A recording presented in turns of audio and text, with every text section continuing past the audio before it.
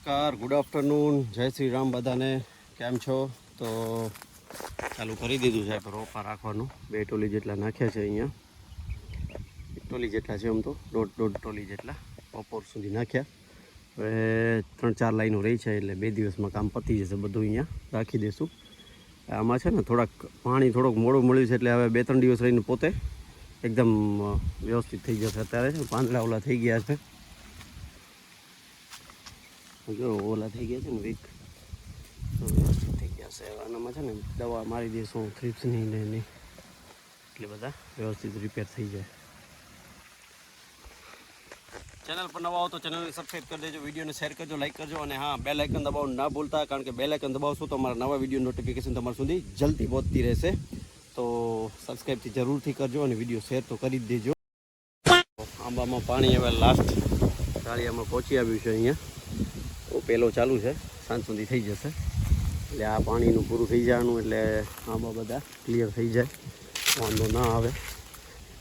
બીજું છે ને, આ છે ને ડાળીઓ પહેલાં છે ને અહીંયા આ હતો, એની જગ્યાએ ઓ બાજુ બનાવી દીધો. આમાં શું છે, અહીંયા ટ્રેક્ટર હલાવવું ગમે તે કરવું તો વાંધો ના આવે ને આને અલગથી પી જાય ને. અહીંયાથી શું છે, ફાટી જવાના પ્રોબ્લેમ વધુ થતા હતા, એટલે પાછા પાળિયા પણ લાંબા બનાવવા પડતા હતા. એટલા માટે હવે ડાળીઓ ઓ બાજુ જ કરી નાખ્યો છે. આપણા બાબુ કાકા છે વડીલ આપણે, એટલે એને બધી ખ્યાલ હતી એટલે બદલાવી દીધો. મેં તો કીધું જ નથી એને કે બદલાવજો, એની રીતે એની સૌ કારણ પાણી એને જ વાળું છે એટલા માટે વ્યવસ્થિત કરી દીધો છે. આ છે ને સાલું આ પ્રોબ્લેમ છે બધી જગ્યાએ. જો નવી ફૂટ આવી ગઈ છે. આમ તો સારું જ છે, આંબો હેલ્ધી થઈ જાય આવી નવી ફૂટો નીકળે તો.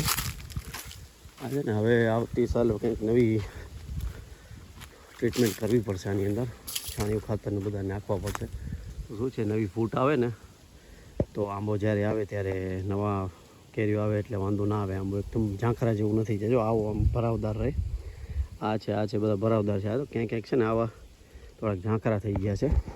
આ એવો જ છે, જો પ્રોબ્લેમ છે, આ ઝાંખરો જેવો થઈ ગયો છે ને.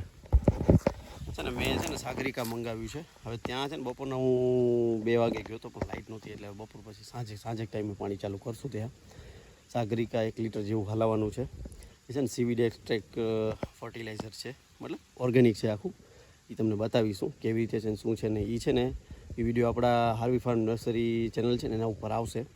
બ્લોગિંગ ચેનલમાં થોડું જાજુ કવર કરીશ, બાકી વ્યવસ્થિત ડીપલી માહિતી તમને એ ચેનલ ઉપર જ મળશે. બનાવશું, તમને બતાવીશું શું છે ને કેવી રીતે છે ને બધી આખી ડિટેલ બતાવશું એની. જે જોજો એનું પણ લિંક છે ને ચેનલની ડિસ્ક્રિપ્શનમાં નાખી દઈશ, તો એને પણ સબસ્ક્રાઈબ કરી દેજો અને વિડીયો શેર કરજો. સારી માહિતી આપી છે આપણે, જોઈ લેજો. વિડીયો ગમે તો બધાને શેર કરજો અને ખેડૂતોને બતાવજો કે આવી રીતે આ કરવાથી આમ થાય છે. હવે છે ને આ જો આ ગાર્ડનના ત્રાસથી આ તો સુકાઈ ગયો છે આંબો. સુકાવ એટલે આ નબળા પડી ગયા છે. જો આનો પ્રોબ્લેમ સોલ્વ કરવો પડશે. ઉપર તો હાલી ગઈ છે ગાર્ડર, તો કાઢી તો લીધી છે, છતાં પણ હવે કાલે ચેક કરી લઈએ સવારમાં, જોઈએ શું થાય છે. આ જો બધા છે ને આ તૂટવા મંડી જાય છે ને, સુકાઈ ગઈ છે ઝાડ બધા. ડાળી બધી તૂટી ગઈ છે. હા, બીજા નાકામાં ચાલુ કરે છે બાબુ કાકા આપણા.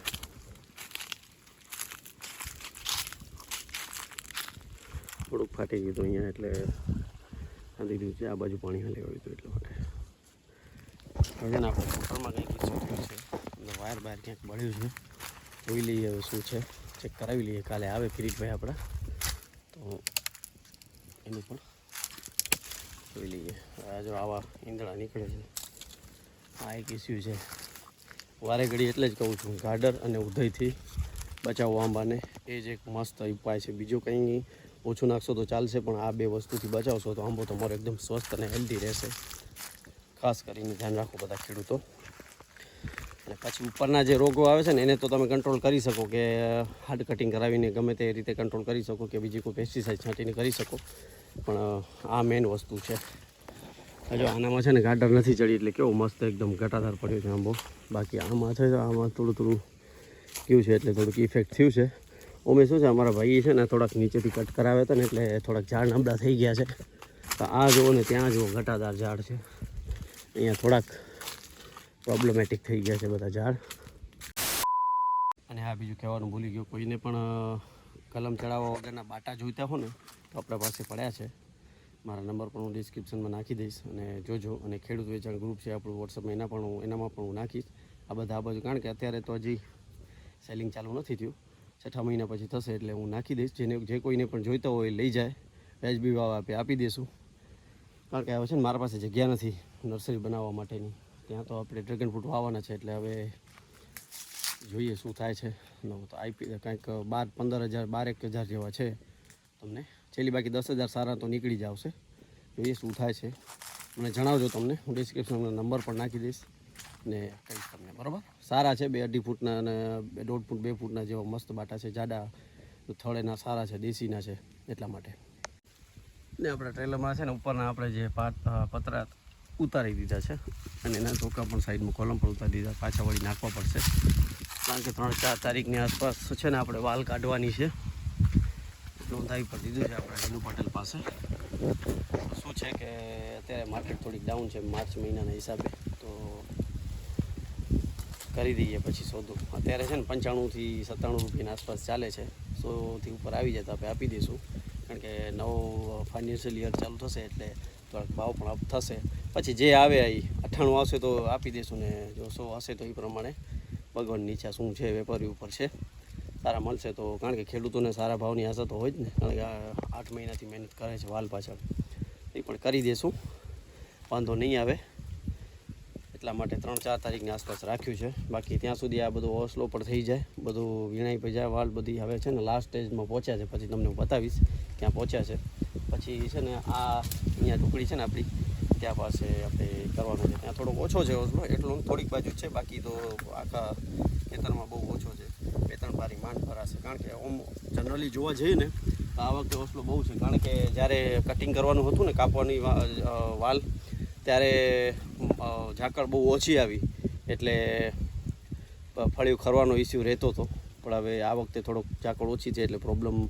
હવે ઉલટાની ઝાકળ આવે છે. જ્યારે ઝાટકવાનું હોય ને ત્યારે ઝાકળની જરૂર નથી હોતી, જ્યારે કાપવાનું હોય ત્યારે ઝાકળની જરૂર હોય છે. તો આવું બધું થાય છે. શું કરીએ, કુદરત પણ નારાજ છે ખેડૂતોથી.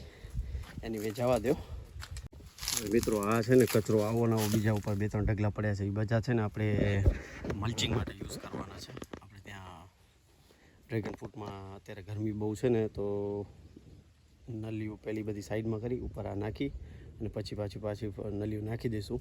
તો શું થાય કે વ્યવસ્થિત બેડ એકદમ હ્યુમિડિટી એટલે કે ભેજવાળા પડ્યા હોય ને તો ગ્રોથ સારો થાય. કારણ કે સૂકે જ નહીં, પાડું બધી છે ને ઉપર ગરમી જ ના પડે એટલે વ્યવસ્થિત રિઝલ્ટ મળે. ઘણી જગ્યાએ આપણે જોયેલું છે.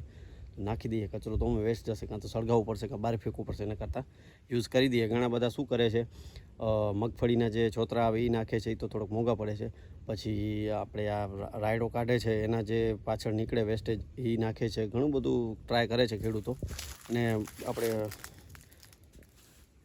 મલ્ચિંગ ફિલ્મ આવે છે એ પણ યુઝ કરે છે, પણ એ થોડીક કોસ્ટલી પડી જાય, કારણ કે 2 બાજુ ઢાંકવા પડે ને એટલે વચ્ચે થોડુંક ખાલી રહી જાય. આનાથી ઢાંકેલું હતું વાંધો ના આવે, ઉપર થોડું રેતી નાખી દઈએ તો વ્યવસ્થિત કામ ચાલે પડ્યું. તો હવે છે ને સામે પહોંચ્યા છે, બતાવું તમને ક્યાંક ને તો થોડોક એરિયા રહ્યો છે ત્યાં પહોંચ્યા છે. થોડુંક બાજુનું બાકી રહ્યું છે. કાલે 1 દિવસ લાગશે, પછી છે ને આનામાં 1-2 દિવસ લાગશે, પૂરું થઈ જાય એટલે ત્યાં સુધી કાઢવાનો પણ તો આવી જાય. ઢગલા કેટલા છે ખબર? 1, 2, 3, 4 ને 5 ઢગલા છે. બધા સળગાવવાના છે. જોઈ લઈએ શું થાય છે. સળગાવી દઈશું, કાં તો પછી બહાર ફેંકી દઈશું, ગમે તે કાંક છૂટા કરીને પછી રોટરી ખેડી દઈશું તો અંદર ખાતર થઈ જાય એટલે વાંધો ના આવે. જોઈએ શું થાય છે. આ તો ચંદુભાઈના આંબા છે, સારા થયા છે. જો આ છે ને એકદમ ઘટાદાર છે ઝાડવું. આપણે થોડીક મહેનત કરવી પડશે. જોઈએ શું થાય છે. હવે પહેલાં બતાવે તો છે તમને ભાઈના આંબા. આ છે આપણા પિયુષભાઈના દાડમ, સોરી ડ્રેગન ફ્રૂટ નહીં પણ દાડમ છે. હમણાં મોંમાં નીકળવાનું હતું ડ્રેગન ફ્રૂટ. હવે છે ને મારે ઓલી વાડી જવાનું છે. હવે જોવું શું થાય છે, કારણ કે ત્યાં છે ને લાઇટ આવી ગયો તો હું આજે પાણી હલાવીને સાગરિકા તમને ઓલા ચેનલ ઉપર બતાવી દઉં શું થાય છે, શું નથી થતું, કેવી રીતે કામ કરે છે. જઈએ શું થાય છે. લાઇટ નહોતી, નહીં તો પછી સ્પેશિયલી કાલે વિડીયો બનાવશું સાગરિકા શું કામ કરે, શું નથી કરતું, બોટલ બતાવીશ, બધું બતાવીશ તમને. ઇફકો બજારમાંથી ઓનલાઈન પણ મળે છે. મેં છે ને 5-6 દિવસ પહેલાં નાખ્યો હતો ઓર્ડર, તો હવે હમણાં આવી ગયો છે ઓર્ડર, આજે ડિલિવર થયો. વાંધો નહીં શું થાય છે જોઈએ. હવે 2780 રૂપિયાના થયા ડિલિવરી ચાર્જ સહિત. આપણે 5 લીટર એટલે 560 રૂપિયાની આસપાસ કંઈક આવે છે. સોરી 556 રૂપિયાની આસપાસ. નોર્મલ તો એ જ ભાવ છે, MRP ઉપર લે છે ઇફકો બજાર. હવે એમાં કંઈ બાર્ગેનિંગ તો આવે નહીં. ચાલો વિડીયોને કરી દઈએ અહીં એન્ડ. મળી નેક્સ્ટ વ્લોગમાં. ત્યાં સુધી બધાને આવજો. જય શ્રી રામ.